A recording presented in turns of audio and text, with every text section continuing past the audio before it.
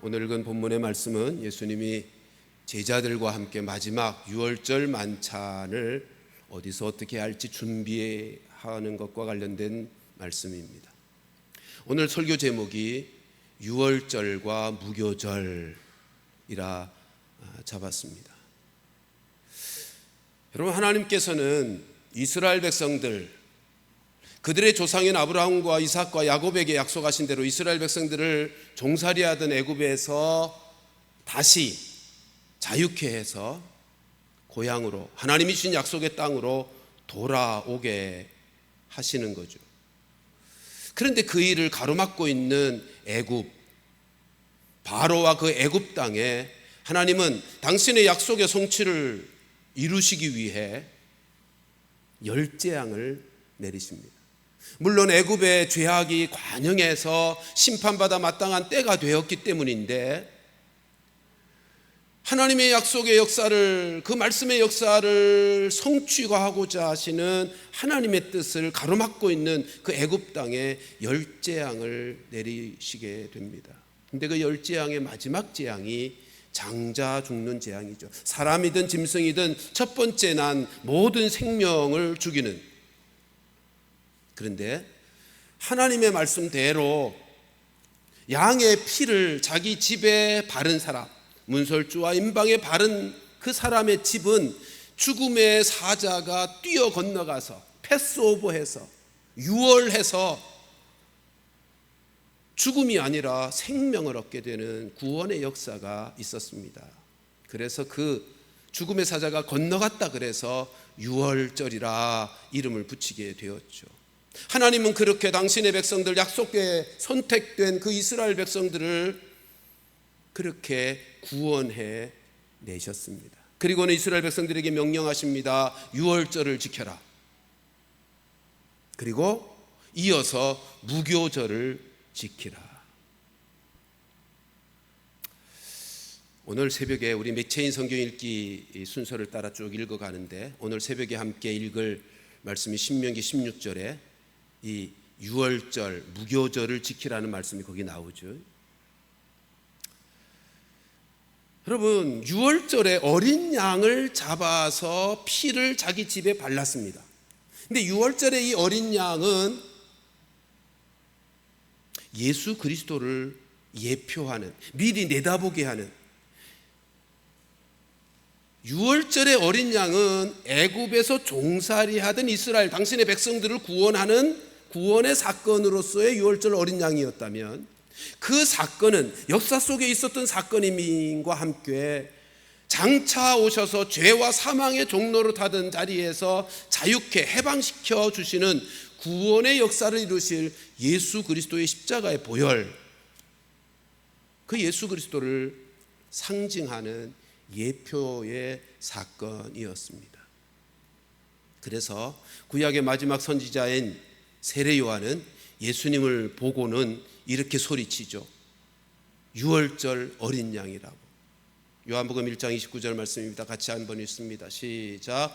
이튿날 요한이 예수께서 자기에게 나아오심을 보고 이르되, 보라, 세상 죄를 지고 가는 하나님의 어린 양이로다. 아멘. 세상 죄를 지고 가는 하나님의 어린 양 예수 그리스도, 그분이 십자가에서 피 흘려 죽으셨는데, 그 예수 그리스도의 십자가의 보혈을 믿는 자들은 더 이상 죄와 사망의 종로 가운데 있지 않고 벗어나서 자유케 되어 이제는 하나님의 나라의 백성으로 살아가게 되는 것입니다. 출애굽한 백성들이 유월절을 통하여 구원받아서 하나님의 백성으로 약속의 땅 가나안에 들어갈 수 있었던 것처럼, 예수 그리스도의 십자가의 보혈을 믿는 자들마다 그 예수님으로 말미암아 죄 용서받고 죄와 사망의 종로로 타던 자리에서 해방되어 이제 하나님의 나라의 백성으로 살아가게 되어진다는 것입니다. 그래서 오늘 읽은 본문 7절에 유월절 양이라는 표현이 있죠. 오늘 본문 7절 말씀을 보실까요? 다시 한번 7절 말씀 보여주십시오. 같이 읽습니다. 시작. 유월절 양을 잡을 무교절 날이 이른지라. 여러분, 이 말씀은요, 이제 예수님, 유월절 양이 되시는 예수님이 십자가에서 피 흘려 죽을 때가 가까웠다, 그런 말씀입니다. 그러니까 유대력으로 보면 유월절을 하루 지키고 그리고는 한 주간 동안 이어서 무교절을 지킵니다. 지난주에 말씀드린 것처럼 그래서 유대인들은 유월절과 무교절을 같은 절기로 말하는 거예요. 근데 오늘 메시지의 첫 번째 나눌 교훈은 이겁니다. 그런데 왜 유월절 지키고 한 주간 무교절로 이어 지키는데 그 하나로 절기를 표현하지 왜 유월절, 무교절 절기를 나누어서 지키라고 말씀하는가 하는 것이 첫 번째 나누고 싶은 메시지입니다. 지난주에 살폈던 1절에서 그렇게 말씀하죠. 유월절이라 하는 무교절, 그러니까 유월절과 무교절은 같은 절기예요. 근데 왜 나누는가 말이에요. 여러분, 무교절이라고 하는 표현의 의미가 뭔지를 말씀드렸죠. 무교, 누룩이 없는 떡. 유월절에는 어린 양을 잡아서 고기를 구워 먹고요, 그리고 무교, 누룩 없는 떡을 그리고 쓴나물을 함께 먹는 절기로 지켰습니다. 그러면 여기서 도대체 누룩이 무엇입니까? 평상시는 누룩을 넣은 떡, 유교병을 먹었는데 유월절을 지키고 나서는 무교병, 누룩이 없는 떡을 먹었단 말이에요. 여기서 말하는 누룩이 뭘까요? 오늘 아침에 새벽에 함께 나눴던 신명기 16장에서는 고난의 떡이라는 표현이 있죠. 출애굽, 애굽에서 고난받던 때를 기억하게 하는 떡입니다. 첫 번째 의미죠. 근데 이 무교는 그 뜻만 있는 것이 아니라 더 중요한 구속사적인 뜻이 있는데 그것은 누룩을 제거한 떡이라는 의미입니다. 여러분, 누룩이 뭡니까? 성경에서 누룩이라 하면 부패를 상징합니다. 한마디로 죄를 상징하는 것입니다.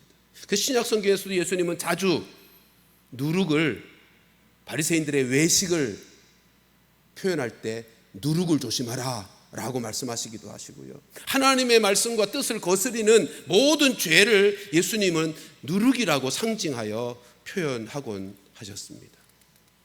자, 그러면 생각해 보세요. 누룩 없는 떡을 먹는다는 게 어떤 의미일까요? 그것은요, 죄를 없이 하며 살아가는 삶을 의미하는 것입니다.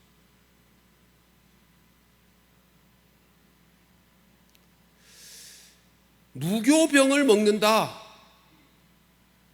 유월절을 이어서 무교병을 먹는, 무교절을 지킨다는 말은 죄 용서를 받은 사람들이 이제부터는 죄, 자기의 삶 속에, 자기의 심령과 삶 속에 있는 죄를 해결하며 산다는 것을 메시지화한 절기가 무교절이라고 하는 것입니다. 그래서 유대인들 지금도요, 유월절과 무교절을 어떻게 지키는가 하면, 유월절이 되면 성경이 가르치는 대로 어린 양을 잡아서 그 양의 고기를 구워 먹습니다. 그리고는 무교병과 쓴나물을 한 주간 내내 먹습니다. 그러면서 하는 일이 있어요. 집안 청소를 합니다. 일주일 내 집안 청소를 합니다. 무교절에는 청소하는 일이 그들의 가장 큰 일이에요. 그러니까 모든 유대인들이 다 자기 집안 청소를 하니까 온 도시가 다 대청소를 하는 거예요. 마치 우리 교회가 창립기념주일 전 토요일은 전 교인들이 나와서 교회를 청소하는 것처럼 온 도시가 다 청소를 해요. 왜 청소할까요? 누룩을 찾아서 제거하기 위해서. 그러니까 매일매일, 전에는 유교병을 먹었다고요, 누룩이 있는 떡을 먹었어요. 근데 그 떡에 부스러기들이 곳곳에 흩어져 있을 수 있잖아요.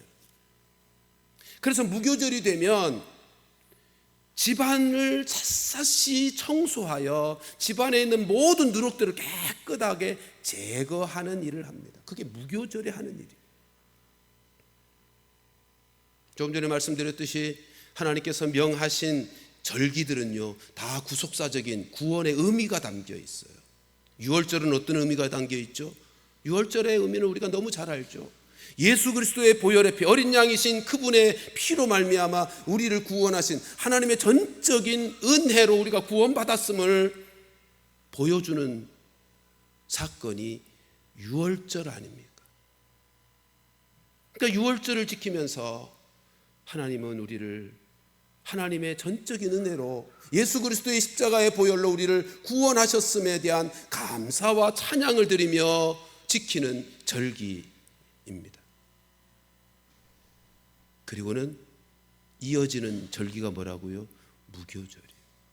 그러니까 무교절은 유교절을 근거하여 이어지는 절기예요.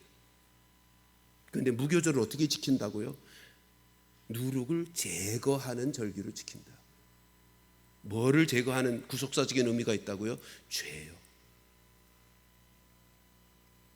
그러니까 무교절의 구속사적인 의미는 구원받은 하나님의 전적인 은혜, 십자가의 보혈로 구원받은 하나님의 백성들은 어떻게 산다? 날마다 자기 안에 있는 자기의 삶과 자기의 마음, 심령 속에 있는 죄와 더러움과 거짓된 이 부패한 것들을 다 샅샅이 찾아서 제거하는 삶을 산다 라고 하는 메시지가 담긴 것이 무교절인 것입니다. 여러분, 유교절의 은혜를 경험한 사람이라면 무교절의 은혜로 이어져야 하는 것이 자연스럽고 합당한 모습입니다. 그러니까 나는 예수 그리스도의 십자가의 보혈, 하나님의 전적인 은혜로 난 구원받았어를 찬송하고 기뻐하고 감사하는 데만 머무르는 것이 아니고 그 은혜를 받은 자로서 이제는 내가 날마다 내 삶 속에 내 심령 속에 있는 거짓되고 더러운 부패한 죄의 요소들을 하나씩 하나씩 찾아서 내 삶을 깨끗하게 해나가는, 거룩하게 해나가는, 성화시켜가는 그 삶이 예수 그리스도로 말미암아 구원받은 백성의 정당한 삶이라는 것입니다. 사랑하는 성도들이여, 나에게는 유월절만 있고 무교절은 없는 것은 아닌가 한번 살펴보아야 합니다. 근데 우리가 여기서 흥미로운 것은 유월절은 며칠 지킨다고요? 하루요. 무교절은 며칠 지켜요? 한 주간이요. 제가 말씀드렸죠. 시간을 창조하신 하나님께서 7일이라는 주기로 시간을 만드셨어요. 그러니까 7일이라는 기간은 전 시간을 상징화시킨 기간입니다.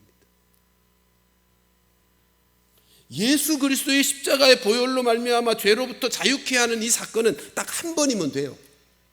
그래서 히브리서에서는 말씀하죠. 예수님의 십자가의 죽으심은 단번에 드린 영원한 제사라고. 그건 한 번이면 돼요. 그리고는 그걸 근거로 이어지는 은혜가 뭐라고요? 평생을 그 십자가의 보혈의 은혜 안에서 거룩해져 가는, 내 안에 있는 죄와 더러움들, 부패함을 계속 제거하면서 살아가는 거룩한 삶의 역사를 이루는 그 메시지가 담긴 것이 유월절과 무교절의 절기 속에 담긴 구속사적인 의미인 것입니다. 그러므로 기억하십시다. 내가 진정 예수 그리스도의 십자가의 보혈로 구원을 받은 자인가 아닌가를 무엇으로 확인할 수 있습니까? 유월절만이 아니라 무교절도 지키고 있는가? 유월절의 은혜만이 아니라 무교절의 은혜도 누리고 있는가를 통해서 나는 진정 예수 그리스도의 십자가의 보혈의 피로 말미암는 구원받은 백성인가 아닌가 하는 것을 확인할 수 있는 거예요. 그러면 덜컥 의심이 생기고 질문이 생기죠.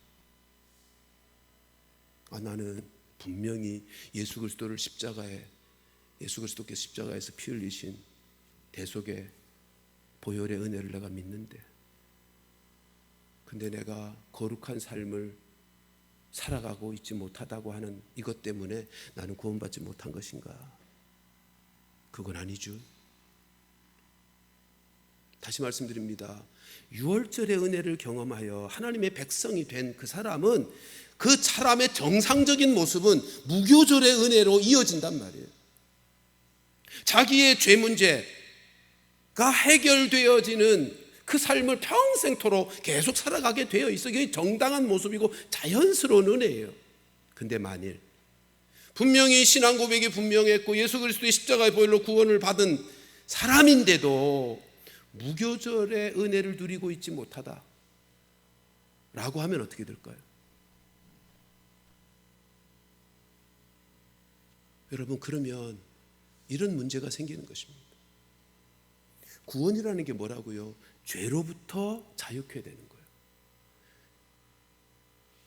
분명히 예수 그리스도를 믿어서 죄로부터 구원함을 받았음에도 계속해서 죄가 씻겨지고 부패가 해결되어지는 이 은혜를 경험하며 살지 못하면 구원의 실체가 없는 인생이 되잖아요.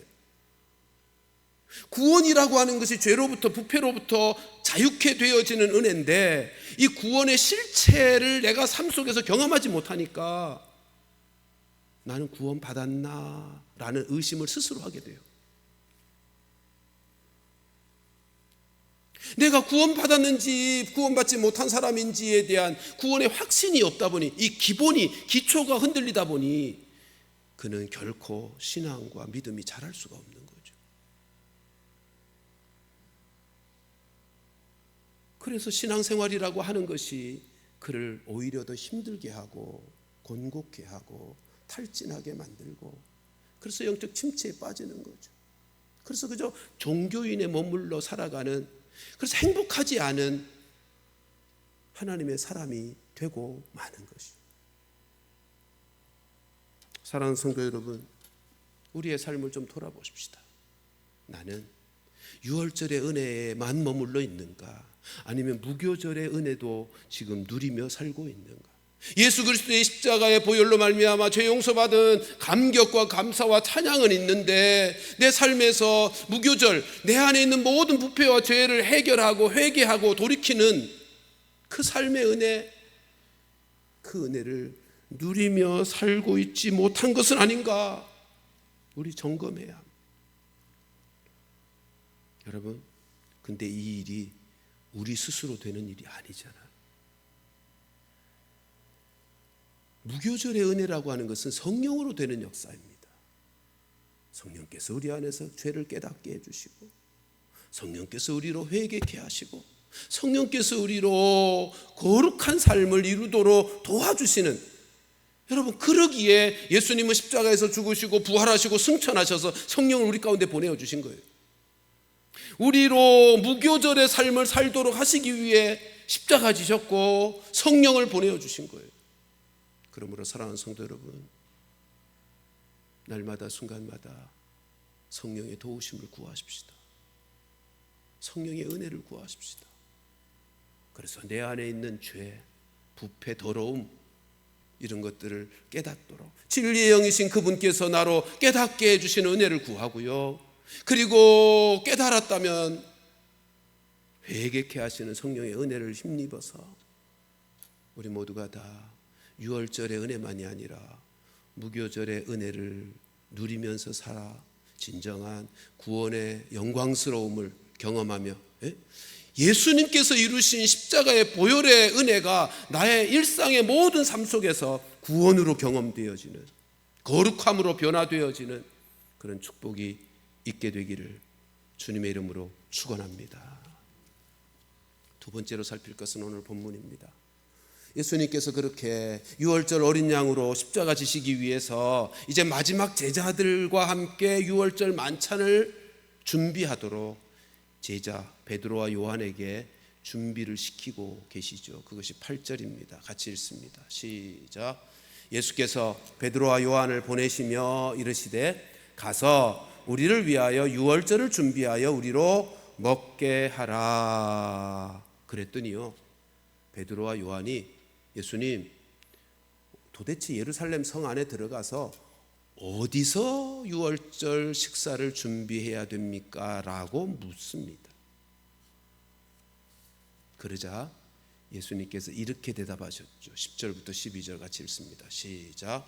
이르시되 보라, 너희가 성내로 들어가면 물 한 동이를 가지고 가는 사람을 만나리니 그가 들어가는 집으로 따라 들어가서 그 집 주인에게 이르되 선생님이 내게 하시는 말씀이 내가 내 제자들과 함께 유월절을 먹을 객실이 어디 있느냐 하시더라 하라.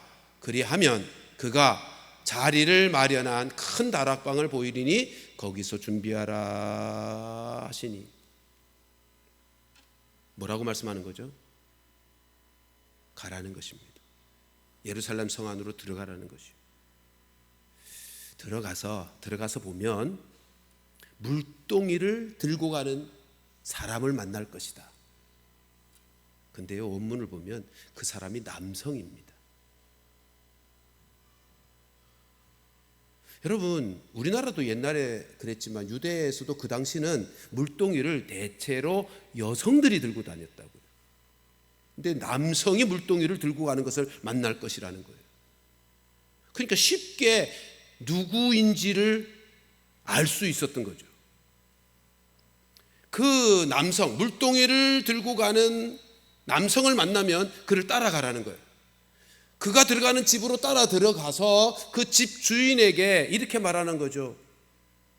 우리 선생님이 그러는데 제자들과 함께 유월절 먹을 것, 그 준비된 객실 어디 있는지 물어보셨어요 라고 말하라는 거예요. 그러면 주인이 이미 자리가 마련된 큰 다락방, 여기 다락방이라는 2층을 말하는 거예요. 큰 유대인의 집 구조가 그래요. 큰 다락방을 보여줄 것이라는 거예요. 여러분, 근데 여기 자리를 마련한 요 단어가 시제상으로 보면 이미 준비된 그런 뜻입니다. 그러니까 유월절 만찬이 이미 준비되어진 큰 다락방을 너에게 보여줄 거라는 거예요. 여러분, 따라서 오늘 본문의 말씀을 볼 때 우리가 확인되는 게 뭐죠? 예수님이 제자들 베드로와 요한에게 유월절 만찬을 준비하라고 시키셨어요. 근데 준비는 누가 이미 해 놓으신 거죠? 예수님이 이미 해 놓으셨다는 것을 오늘 본문에서 확인하는 거예요. 그렇지 않습니까? 지금 예수님은요, 제자들을 보내시면서 이미 유월절 식사할 장소가 이미 정해졌어요. 이미 제자를 보내실 때 제자들로 하여금 장소를 찾게 하신 것이 아니라 이미 준비해 놓고 예수님은 알고 계셨어요. 그리고 가라고 하신 거예요. 예수님은 그가 예루살렘 성에 가면 만날 사람도 이미 알고 있었어요. 만날 사람에게 무슨 말을 해야 될지도 알고 계셨어요. 알려주셨어요. 그리고 그런 말을 하면 결과가 어떻게 될지도 예수님이 이미 알고 계셨다고요. 그러니까 무슨 말이에요? 예수님이 이미 다 준비해 놓으신 거예요. 여러분, 그럼 베드로가 요한이 한 일은 뭐죠? 예수님이 너희들 가서 유월절 만찬을 준비해라 라고 행하라고 시키긴 하셨는데 예수님이 이미 다 준비해 놓으셨어. 그럼 베드로와 요한이 한 일은 뭐예요? 순종만 하면 되는 거예요. 가라 해서 예루살렘 성 안으로 들어가면 됐고요. 하라고 하시는, 시키시는 대로 순종만 하면 되는 것이었어요. 우리는 여기서 주의 일을 섬기는 하나님의 일들을 이루어감에 있어서 배워야 될 아주 중요한 원리를 발견하게 되는 것입니다. 여러분, 하나님이 우리에게 무슨 일을 시키실 때는 이미 하나님이 다 준비해 놓으셨다는 사실을 잊지 마십시오. 그래서 여호와 이레인 거예요. 하나님께서 우리에게 시키시는, 말씀하시는 모든 일은요, 하나님이 이미 다 준비해 놓으시고 우리에게 하라고 하시는 거예요. 우리는 뭐만 하면 된다? 순종만 하면 된다. 본문에서 보듯이 베드로와 요한은 결코 집을 찾아서 자기들이 집을 찾아낸 것이 아니에요. 유월절 만찬을 함께 나눌 그 집을 베드로와 요한이 찾아낸 것이 아니고 예수님이 이미 찾아 놓으셨어요. 유월절 만찬 음식을 장만하지 않았어요. 베드로와 요한은. 예수님께서 이미 준비시켜 놓으셨고 예수님이 이미 다 예비해 놓으신 거예요. 그러니까 제자들이 9절에서 어디에 가서라고 질문했는데 이미 예수님은 다 알고 계셨고 준비시켜 놓은 상태였다는 거죠. 여러분 꼭 기억하십시다. 이처럼 우리 주님께서 우리에게 하라고 하시는 무엇인가를 하라고 하신 말씀하실 때는 우리는 순종만 하면 그 말씀의 성취를 우리가 경험할 겁니다. 그 말씀의 능력이 어떤 것인지를 체험하게 될 것입니다. 여러분 우리가 신앙생활하면서 사실 우리 모두도 하나님의 말씀의 능력을 경험하며 살고 싶잖아요. 하나님의 말씀의 성취가 내 삶 속에서 이루어지는 것을 보기를 원하잖아요. 근데 왜 하나님의 말씀의 능력을 경험하며 살지 못할까요? 이유는 딱 하나예요. 말씀에 순종하지 않기 때문입니다. 하나님의 말씀에 반응하는 삶이 아니고 내 생각대로, 내 계산대로, 내 판단대로 살아가고 있기 때문입니다. 우리가 베드로처럼 요한처럼 가라고 할 때 가고 하라고 하시는 대로 시키시는 대로 그렇게 순종하며 살면 하나님의 말씀의 성취를 본다고요. 하나님의 말씀의 능력을 경험하게 되는 것입니다. 여러분 믿음이라고 하는 것은 어느 날 갑자기 하늘에서 떨어지는 게 아니에요. 구원받는 믿음은 성경에서 믿음을 말할 때 세 가지 종류를 말하죠.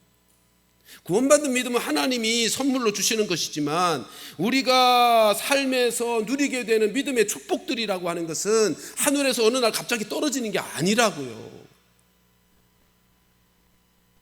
예수님의 수제자로 산다고 해도 소용없습니다. 예수님과 3년 동안 함께 동고동락하고 먹고 자고 함께 생활했다고 해도 소용이 없습니다.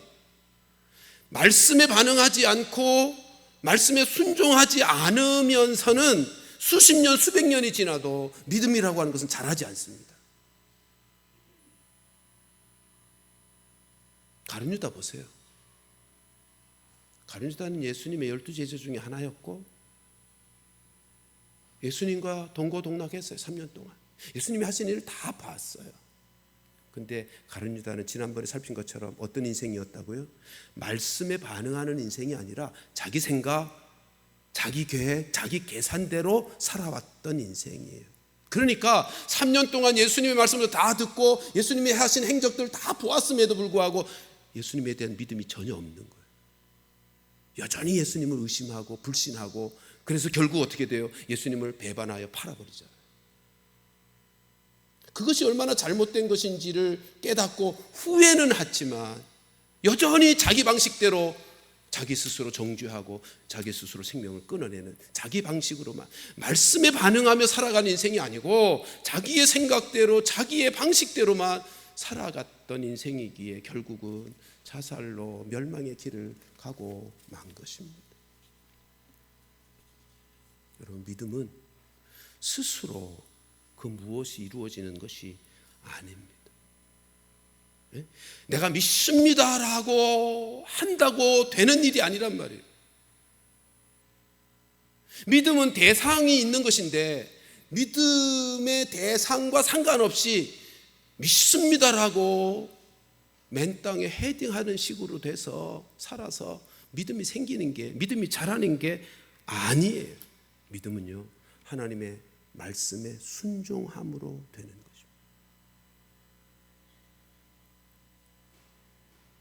신앙생활하면서 나는 왜 이렇게 믿음이 안 자라지? 나는 왜 이렇게 믿음의 성장이 없는 거야? 라고 생각이 드신다면 나는 말씀에 순종하는, 말씀에 반응하며 살아가는 방식이 신앙생활이 아니라 내 스스로의 생각대로 계산하고 내 판단으로 내 의지로 그렇게 살아온 사람이구나라고 판단하시면 맞는 말입니다.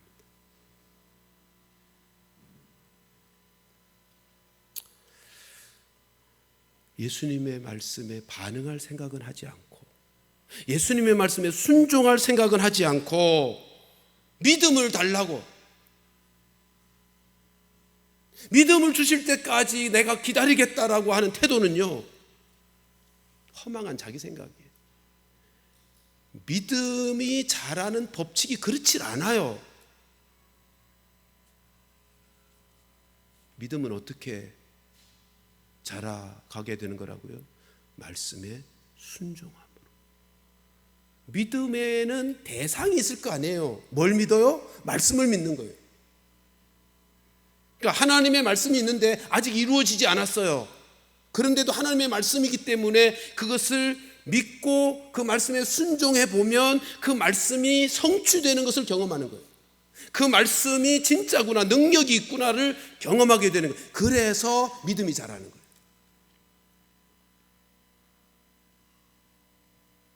오늘 본문에 베드로, 요한이 했던 것과 똑같은 거. 가라고 하니까 베드로가 뭐라 그랬다고요? 어디로 가야 돼요? 당연히 던질 수 있는 질문이죠. 그 당시 유월절을 지키기 위해서 얼마나 많은 사람들이 예루살렘에 모였는데 방구하는 일이 쉬웠겠어요? 당연한 자연스러운 질문이에요. 근데 질문은 있을지라도 가라고 하신 대로 그냥 가는 거예요. 순종해서. 주님이 말씀하신 거니까. 그랬더니 주님이 예비해 놓으신 사람을 만나는 거예요. 예비해 놓으신 장소를 찾게 된 거예요. 예비해 놓으신 식탁을 만나게 되는 거예요. 사랑하는 성도 여러분, 믿음이라고 하는 것이 아직까지 말씀에 성취가 이루어지지 않지만 그 말씀을, 하나님의 말씀이기에 순종할 때 그 말씀이 성취되는 것을 경험하고 그 말씀의 능력이었다함을 경험하여 내 속에서 믿음이 계속 자라가는 거예요. 이 원리를 잊지 마십시오. 여러분, 지금 오늘 본문의 예수님을 보세요. 예수님이 하나님의 말씀을 따라서 십자가의 길을 지금 묵묵하게 걸어가고 계시는 거잖아요. 하나님이 보내신 하나님의 말씀에 자기의 생명을 십자가에 내어 놓아야 되는 그 십자가를 향해서 지금 묵묵하게 순종의 걸음을 걸어가고 있는 거예요. 하나님의 말씀에 순종하는 순종의 걸음을 걸어가고 있는 거예요. 그래서 어떻게 돼요? 하나님이 구원하시겠다는 온 인류의 구원의 역사의 말씀의 성취를 보잖아요. 하나님의 말씀의 성취와 하나님 말씀의 능력을 경험하는 방식은 다른 데 있지 않아요. 그 말씀이 아직 이루어지지 않았지만 그 말씀의 순종함을 통해서 그 말씀의 성취를 보고 그 말씀의 능력을 경험하게 되는 것입니다. 그러니까 우리가 할 일은 하나님의 말씀에 아멘하고 순종하는 거예요. 그러면 하나님의 뜻의 성취를 볼 것입니다. 하나님의 구원의 역사를 경험하게 되는 것입니다. 오늘날 우리의 삶의 현장은 참 힘들고 어렵죠. 그러나 아무리 힘들고 어려워도 눈앞에 보이는 것이 하나도 없고 손에 잡히는 것이 아무것도 없는 시대 삶의 상황일지라도요, 여러분, 우리가 하나님의 말씀을 붙들고 말씀 앞에서 아멘하고 말씀에 순종하며 살면 하나님이 그 말씀의 성취를 보게 하신다니까요. 그 말씀의 능력을 우리로 경험하게 해서 그 어떤 어려움도, 그 어떤 어려움의 고난의 시기에 할지라도 그 모든 어려움을 극복하고 이겨내며 승리의 삶을, 축복의 인생을 살아갈 수 있도록 해 주시는 것입니다. 그것을 보여주는 증거가 13절 아닙니까? 마지막 절 13절 말씀 같이 보십시다. 시작. 그들이 나가 그 하신 말씀대로 만나 유월절을 준비한. 주님이 말씀하신 대로 나가라 그러니까 나갔어요. 그리고 하신 말씀대로 만나고 따라갔고 하라 하신 말씀을 전했더니 만날 사람 만났고요, 유월절이 준비되었어요. 주님이 이미 준비해 놓으셨으니까. 우리 하나님을 그래서 여호와 이레 하나님이시라 그러는 거예요. 준비해 놓으시는 하나님이에요. 사랑하는 성도들이여, 이 어려운 시대지만 이 시대에도 역시 이 진리는 변함이 없으니 주의 말씀 앞에 아멘하고 순종함으로 이 어려운 시대 속에서도 말씀의 성취를 보고 말씀의 능력을 경험하며 살아가는 우리 모든 성도들 되시기를 주님의 이름으로 축원합니다. 예수님은요, 지금 유월절 어린 양으로 나아가고 있어요. 왜요? 왜 십자가를 향해서 나아가는 거죠? 누구 때문이죠? 누구를 위해서죠? 우리를 위해서요. 그러니까 우리를 얼마나 사랑하셨으면 생명을 내어주는 자리까지 말씀에 순종하며 그 길을 가셨는가 말이에요.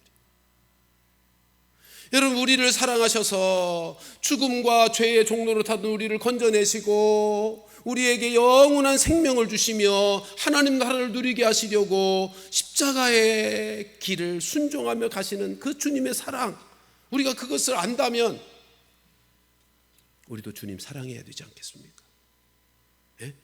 우리도 그 주님을 사랑하게 되는 것 아니겠습니까? 근데 주님을 사랑하는 모습이 어떻게 드러난다고요? 요한복음 14장 21절 같이 읽습니다. 요한복음 14장 21절 시작. 나의 계명을 지키는 자라야 나를 사랑하는 자니 나를 사랑하는 자는 내 아버지께 사랑을 받을 것이요 나도 그를 사랑하여 그에게 나를 나타내리라. 예, 그 십자가의 사랑을 받은 우리들, 그 은혜를 경험한 우리들이라면 우리도 마땅히 주님을 사랑할 수밖에, 사랑하는 것이 너무도 자연스러운 거 아니겠어요? 근데 그 사랑은 말씀의 순종함으로 나타나는 것입니다.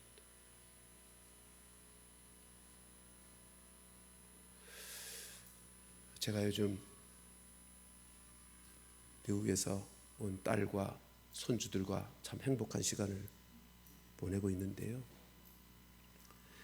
딸 에이리가 지성이와 지연이를 자주 안아주면서 사랑해요, 축복해요 라고 말을 합니다. 요즘 한참 말을 배우고 있는 지연이가 어느 날 그랬나 봐요. 딸이 와서 한참 아주 만족스러워서 자랑하는 말이 이것입니다. 지연이가 한참 말을 배우고 있거든요. 엄마가 자주 그래주니까 엄마를 어느 날 이렇게 안더니 자기도 사랑해요, 축복해요 라고 하더라는 거예요. 이 딸아이가 얼마나 만족스러웠으면 행복한 얼굴로 저에게 와서 얘기하더라고요. 여러분,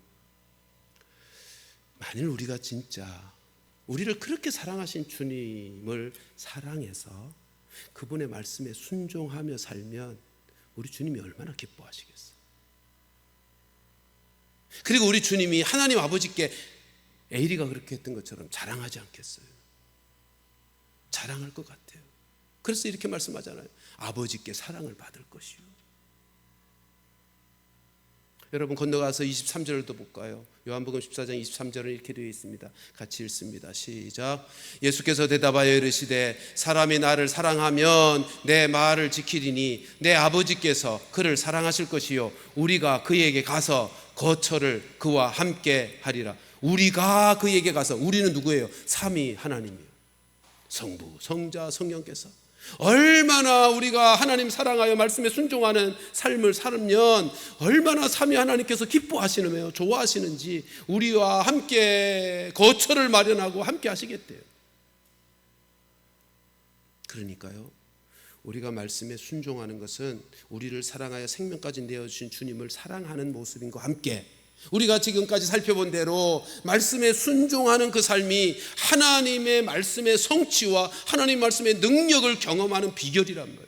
그래서 우리의 믿음이 자라가게 되는, 그래서 하나님 앞에서 믿음의 용장들이 되고 믿음으로 말미암는 축복을 누리는, 그래서 아무리 시대가 어렵고 환경이 힘들더라도 넉넉하게 주의 약속의 축복들을 누리며 살아가는 복된 인생이 되는 거예요. 우리 모두 성령의 도우심을 날마다 구하면서